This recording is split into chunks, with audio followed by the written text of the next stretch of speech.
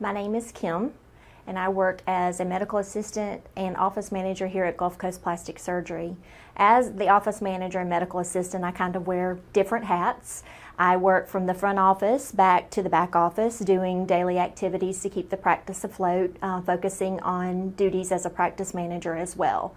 I'm responsible for basically backing up my team. Wherever I'm needed, I step in and I help out my team. My typical day involves handling phone calls, new patient appointments, managing staff, helping out the nurses when they need someone to go in and chaperone the doctor with the patient, perhaps taking a nurse call. The nurses are tied up, I back them up with the nurse calls. My stress level here, probably on a scale of 1 to 10. On a bad day would probably be a 4 to a 5. On a good day, probably 2 to 3. My sources of stress are just making sure that the schedules are full for the doctors. That's really important to keep the schedules full, keep patients coming in the door. Also, managing people can be a source of stress, dealing with different personalities. Making sure everyone is on task doing their jobs sometimes can be a little stressful. Of course, you're pulled in different directions. Any given hour I could be pulled in to do the clinical side, changing gears from, say, checking a patient in or taking a new patient phone call or dealing with a billing issue from an insurance company or a patient. My working hours vary.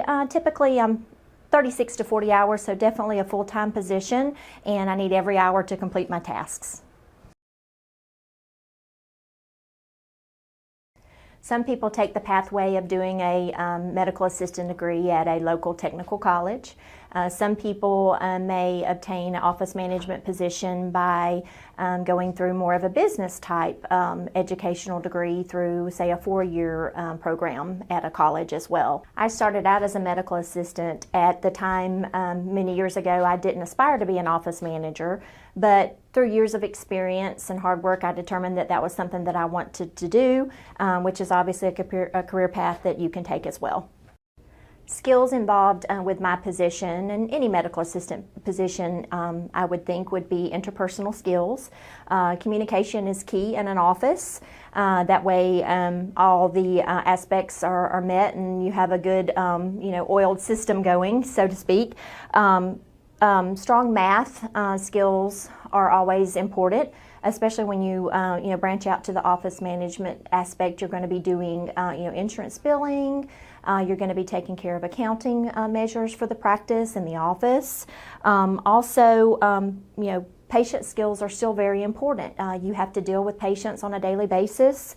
You have to communicate with them, help them. If a patient has a complaint, I'm who they come to. So those interpersonal skills really come into play in this position.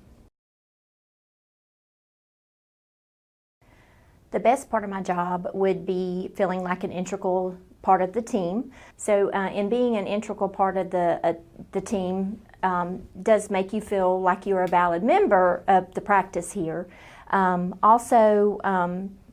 able to help the patients. The patients that we see here usually are very happy patients, and that's really the best part of the job because they come here because they choose to come here. So that is something that I feel like sets our practice apart. Could set you apart, if you decide to go into a certain type of specialty, whether it be helping, with the pediatrician's office, helping with an OBGYN office. It all can be very rewarding if you just feel like you're an integral part of the team.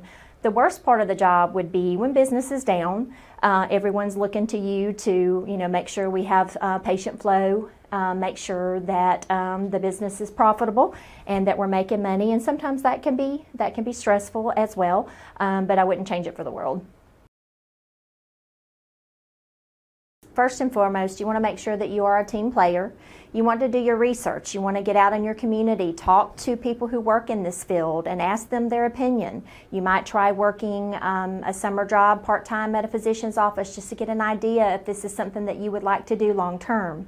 Another good advice would be to research your respective positions that you're looking at. Are you looking at nursing? Are you looking at medical assistant? Do you want to work in a doctor's office? Do you want to work in a hospital? Those are things that you really need to ask yourself because it is a commitment. With this job, you have to give 100% of the time. And that's the only way it's going to work.